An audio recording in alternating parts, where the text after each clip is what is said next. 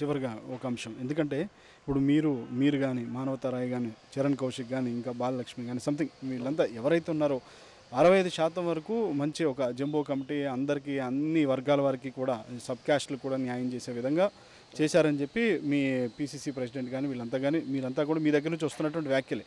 కానీ మీకు ఇచ్చినటువంటి పదవుల వ్యవహారంలో మీ సొంత పార్టీ నాయకులే మమ్మల్ని విస్మరించారు, మమ్మల్ని అట్లా చేయలేదు ఇట్లా చేయలేదు, రేవంత్ మార్కు పెట్టుకోవడానికి మమ్మల్ని అందరినీ సాగనంపడం కోసం మాత్రమే ఆయనకి సంబంధించి అనుకూల వర్గాన్ని పెట్టుకున్నాడు, రేవంత్ రెడ్డి రావడంతో అసలు కాంగ్రెస్ పార్టీ నామరూపాలు లేకుండా పోయిన పరిస్థితి వచ్చింది, ఇష్టారాజ్యంగా ఇష్టానుసారంగా వ్యవహరిస్తున్నాడు, ఇలాంటి వ్యాఖ్యలన్నీ వినిపిస్తున్నాయి. అసలు ఇలాంటి వ్యాఖ్యలన్నీ చేసేటువంటి మీ పార్టీ కొంతమంది నాయకులకి ఏం సమాధానం చెప్తారు? అంటే ఒక విషయం సార్ ఏంటంటే రేవంత్ రెడ్డి గారి నాయకత్వంలో కాంగ్రెస్ పార్టీ బలోపేతం అవుతుందంటానికి చాలా అంటే రేవంత్ రెడ్డి గారు పిసిసి అధ్యక్షుడు అయిన తర్వాత కార్యకర్తల్లో కానీ ప్రజల్లో కానీ విశ్వాసం పెరిగింది.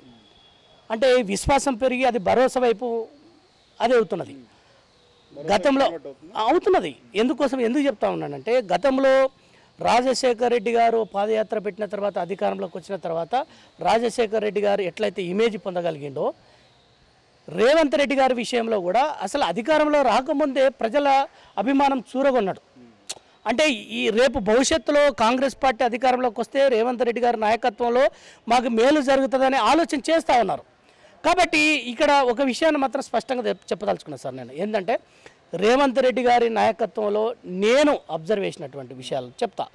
ఎందుకోసం అంటే ఈరోజు చాలా అంటే చిన్న అసంతృప్తులు ఉంటాయి కామన్, కానీ రేవంత్ రెడ్డి గారు నాయకత్వంలో ఆయన దూరదృష్టి కానీ ఆయన చూపు కానీ అంటే సామాజిక న్యాయం అదేవిధంగా ప్రోత్సహించే విషయంలో నిజంగా ఎవరైతే అంటే వాళ్ళ యొక్క పని విధానం అంటే ఎవరైనా కూడా కాంగ్రెస్ పార్టీలో పనిచేసేటువంటి విధానాన్ని చాలా బలంగా నమ్మేటువంటి వ్యక్తి రేవంత్ రెడ్డి గారు. అది సామాజిక న్యాయం విషయంలో కానీ అదేవిధంగా అంటే యువకులను ప్రోత్సహించే విషయంలో కానీ వాళ్ళను ప్రమోట్ చేసుకునే విషయంలో కానీ చాలా దూరదృష్టి కలిగినటువంటి వ్యక్తి. కాబట్టి ఈరోజు ఆ కమిటీ వచ్చిందని నేను భావిస్తా ఉన్నా. ఎందుకోసం అంటే నేను స్వతహాగా ఎన్నడూ కూడా రేవంత్ రెడ్డి గారిని నాకు పీసీసీలో పోస్ట్ కావాలని అడగలే, ఎప్పుడు కూడా అడగలే. నేను కాంగ్రెస్ పార్టీలోకి వచ్చిన తర్వాత నన్ను గుర్తించి ఉత్తమ్ కుమార్ రెడ్డి గారు పీసీసీ అధ్యక్షులు ఉన్నప్పుడే నాకు పీసీసీ స్పోక్స్ పర్సన్ వచ్చింది. ఆ తర్వాత రేవంత్ రెడ్డి గారు పీసీసీ ప్రెసిడెంట్ అయిన తర్వాత నాకు స్పోక్స్ పర్సన్ వచ్చింది. ఇప్పుడు మళ్ళీ కొత్త కమిటీలో నాకు పీసీసీ జనరల్ సెక్రటరీ వచ్చింది. నేను ఎన్నడూ కూడా రేవంత్ రెడ్డి గారిని అడగలే. అంటే రేవంత్ రెడ్డి గారికి తెలుసు సార్ ఏంటంటే రేవంత్ రెడ్డి గారు సామాజిక సమీకరణలో అదేవిధంగా యువకులను ప్రోత్సహించడంలో ప్రమోట్ చేయడంలో మన పని విధానం 100% పని చేసేటువంటి వాళ్ళకు పట్టం కడతారు రేవంత్ రెడ్డి గారు.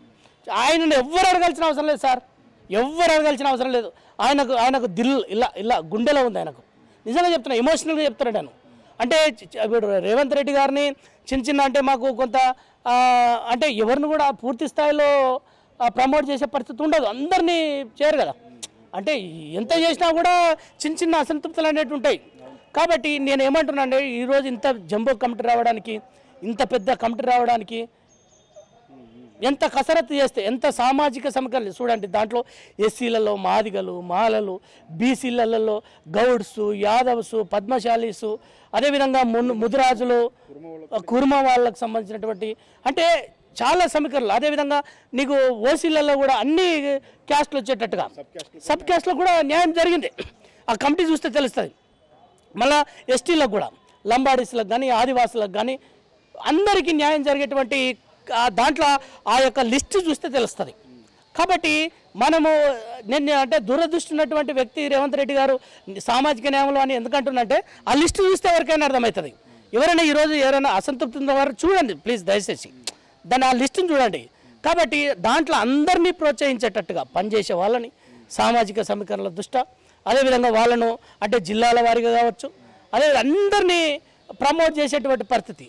కాబట్టి నేను ఏమంటున్నానంటే రేవంత్ రెడ్డి గారి నాయకత్వంలో ఒక బలమైనటువంటి నేను అంటే చాలామందితో ఈ లిస్ట్ వచ్చిన తర్వాత క్యాస్ట్ ఆర్గనైజేషన్ వాళ్ళు, కుల సంఘాలకు సంబంధించినటువంటి వాళ్ళు కానీ ప్రజా సంఘాల వాళ్ళు కానీ నాతో మాట్లాడారు. రేవంత్ రెడ్డి గారు ఇంత మంచి కమిటీ వేసారు అంటే అన్ని సామాజిక వర్గాలు దీంట్లో వచ్చేటట్టుగా చూసిండు. చాలా అసలు ఆయనకి చాలా దురదృష్టి ఉన్నట్టుందనంటే అదే కదా మా నాయకుడి దగ్గర ఉన్నది. కాబట్టి ఏ నాయకుడు ఇప్పుడు అధికారంలో లేనప్పుడు ఇట్లా ఉన్నది, నిజంగా అధికారంలోకి వస్తే అన్ని వర్గాలకు న్యాయం జరుగుతుంది. కాబట్టి దీన్ని ఈ దృష్టిలో చూడాలంటే అది నిజంగా మాకు కరెక్టే అనిపిస్తుంది అని చెప్పేసి చెప్తున్నటువంటి పరిస్థితి. అయితే ఇంటర్నల్గా మన పార్టీ వాళ్ళు, బయట ప్రజా సంఘాల వాళ్ళు, కుల సంఘాల వాళ్ళు ఒకవైపు రేవంత్ రెడ్డి గారిని అర్చిస్తుంటే మనకు ప్లీజ్ దయచేసి ఏంటంటే నేను రిక్వెస్ట్ చేస్తా ఉన్నా. కాబట్టి ఎవరైనా చిన్న చిన్న అంటే మీకు పదవులు రావాలని కోరుకోవడము తప్పు కాదు, మీకు కూడా రావాలని కోరుకుంటున్నాం, మేము కూడా అందరికీ రావాలని కోరుకుంటున్నాము. కానీ అది ఏదన్నా ఉంటే మనం ఇంటర్నల్గా చర్చించుకొని చేయాలి తప్ప కొంచెం బహిరంగంగా వస్తే కొంచెం ఇబ్బంది. కాబట్టి మనం దాని వైపుగా ఆలోచించాలని రిక్వెస్ట్ చేస్తా ఉన్నాం. ఫైనల్గా రాబోయే రోజుల్లో కాంగ్రెస్ పార్టీ పూర్తి స్థాయిలో రేవంత్ రెడ్డి నాయకత్వంలో పుంజుకోబోతుందంటారా? సార్ మీరు చూడండి సార్, రేవంత్ రెడ్డి గారు పిసిసి అధ్యక్ష పదవి చేపట్టిన తర్వాత అంటే కార్యకర్తల్లోన జోస్ పెంచి ఆ బలమైనటువంటి నాయకుడు వచ్చింది మన పార్టీకి. అదేవిధంగా ప్రజల మధ్యలో కూడా వాళ్ళకు భరోసా కలుగుతున్నటువంటి పరిస్థితి. అంటే బై ఎలక్షన్లో చిన్న చిన్న గెలుపోవటంలో సహజమే ఉండొచ్చు, కానీ దాన్ని ఎవరం కాదనలేము. అంటే బీజేపీ ఒకవైపు బలమైనటువంటి నాయకులను తీసుకొని ఇగో మేమే బలంగా ఉన్నాము అంటే రాజగోపాల్ రెడ్డి గారిని కావచ్చు, లేకపోతే ఈటల రాజేంద్రన్ గారు అంటే ఉద్యమకారిని కావచ్చు, లేకపోతే దుబ్బాకలో ఉన్నటువంటి రఘునందన్ రావుని కావచ్చు, ఒక బలమైనటువంటి ఇతర పార్టీలు ఉన్నట్టు తీసుకొని మేమే బలంగా ఉన్నామని చెప్పుకునే ప్రయత్నం చేస్తుంది బీజేపీ. కానీ వాళ్ళకు పట్టుమని 10 మంది కూడా పోటీ చేస్తే గెలిచేటువంటి పరిస్థితి లేదు. అంటే మేము ఏమంటున్నామంటే రేవంత్ రెడ్డి గారి యొక్క బలం అనేది ప్రజల మధ్యలో ఉంది. కాబట్టి అది ఎప్పుడు విస్ఫోటనం చెందుతుంది అని అంటే జనరల్ ఎలక్షన్లో చూడండి, జనరల్ ఎలక్షన్లో ఖచ్చితంగా ప్రభావం ఉంటుంది, ఖచ్చితంగా అధికారంలోకి రాబోతున్నాం. ఇప్పుడు రాహుల్ గాంధీ గారు వరంగల్ డిక్లరేషన్ పెట్టిన తర్వాత ఎంత పుంజుకున్నది అంటే అది ఎక్కడ కూడా నివురు కప్పిన నిప్పులాగా ఉన్నది. ఇప్పుడు కాంగ్రెస్ పార్టీ ఎప్పుడైనా కూడా నివురు కప్పిన నిప్పులాగానే ఉంటుంది.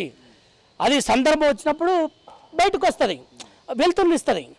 అదేవిధంగా ఖచ్చితంగా దాని వైపుగా ప్రయాణం చేసేటువంటిగా మీరు మాకు నాయకత్వం వహించండి అని ప్రజలు చెప్తారు. అయితే అట్లా ఉన్నటువంటి సందర్భంలో రేవంత్ రెడ్డి గారు ఈరోజు నాయకత్వం వహించే విషయంలో అంటే ఏ సమస్యనైనా అడ్రస్ చేసేటప్పుడు నిరుద్యోగుల సమస్యను అడ్రస్ చేసిండు, దళిత బహుజనులకు సంబంధించినటువంటి అడ్రస్ చేసిండు, వాళ్ళ సమస్యల మీద దళిత గిరిజన ఆత్మగౌరవ దండోరకు సంబంధించినటువంటి కార్యక్రమాలు ఎంత పెద్ద ఎత్తున జరిగినాయి. అంటే పోడు భూముల ఇష్యూ కావచ్చు, అదేవిధంగా అంటే నిరుద్యోగులకు సంబంధించినటువంటి విషయాలు కావచ్చు, అదేవిధంగా రైతులకు సంబంధించినటువంటి భూమి ధరలు కౌలు రైతుల గురించి సంబంధించిన విషయం కావచ్చు. అంటే ఇదంతా కూడా ఎవరి కోసం పోరాటం చేస్తూ ఉన్నాడు? ఈ నిరంకుశ ప్రభుత్వంలో కేసీఆర్ ప్రభుత్వం నుంచి ప్రజలను విముక్తి చేయడం కోసం పెద్ద ఎత్తున పోరాటం చేస్తారు. అంటే గతంలో కాంగ్రెస్ పార్టీని అంటే చాలామందికి తెలుసు, అంటే అవతలోని మీద వ్యతిరేకత ఉంటే మాకు ఓట్లు పడతాయి అనుకునే ఒక నేచర్ ఉన్నటువంటి వాళ్ళు కొంతమంది ఉంటారు. కానీ రేవంత్ రెడ్డి గారు ప్లీజ్ దయచేసి రేవంత్ రెడ్డి గారు ఒక అంటే పోరాట రూపాన్ని, పోరాట నేచర్ను అలవర్చుకున్నటువంటి ఒక పోరాట యోధుడు. రేవంత్ రెడ్డి గారు పోరాట యోధుడు, యుద్ధవీరుడు. కాబట్టి ఎక్కడైనా ఆయన కలసట అనేది ఉండదు, యుద్ధవీరుని కలసట అనేది ఉండదు. కాబట్టి ఆ యుద్ధవీరుని సైన్యంలో మేము పనిచేస్తూ ఉన్నాం. కాబట్టి మేము సైనికులం, వీరిని సైనికులం మేమంతా. కాబట్టి మేము అటువైపుగా ఖచ్చితంగా అది 100%. ఎందుకంటే 2023కు సంబంధించినటువంటి కమిటీని సిద్ధం చేసిండు, ఎలక్షన్ కమిటీని సిద్ధం చేసిండు. ఖచ్చితంగా ఎవరిని ఎక్కడ పంపించాలి, ఎట్లా పని చేయాలి ఏందనేది యుద్ధతంత్రం తెలిసినటువంటి వాడు రేవంత్ రెడ్డి. కాబట్టి ఆ యుద్ధతంత్రాన్ని ఎట్లా ఉపయోగించాలి, ఎట్లా ప్రయోగించాలి, ఎట్లా ఫలితం తీసుకురావాలని చెప్పేసి బాగా ఆలోచన ఉన్నటువంటి వాడు రేవంత్ రెడ్డి. ఆయన ఎత్తుగడలు కానీ కేసీఆర్ నేను చెప్తా ఉన్నా కదా, రేపు 2023లో రేవంత్ రెడ్డి గారి నాయకత్వంలో అధికారంలోకి వస్తే అందరినీ మర్చిపోవటమే. ఎందుకు చెప్తా ఉన్నంటే ప్రజల సంక్షేమం పట్ల ఎవరికైనా ఆశయం, ఆశ, వాళ్ళ వైపు లక్ష్యము, వాళ్ళని బాగుపరచాలనే ఒక అది ఉంటే ఖచ్చితంగా కమిటెడ్. కాబట్టి అటువైపుగా ఆలోచన చేస్తాడు. కాబట్టి అది ఆయనకు ఉంది, ఆ జీన్ ఉంది. కాబట్టి మిగతా వాళ్ళని మర్చిపోవడమే. కాబట్టి అందుకోసం నేను ఏమంటున్నానంటే ఖచ్చితంగా 2023లో 100% మేము అధికారంలోకి వస్తాం రేవంత్ రెడ్డి గారి నాయకత్వంలో. అది ప్రజలకు మేలు జరుగుతుందని ఆశిస్తా ఉన్నాం. Thank you very much.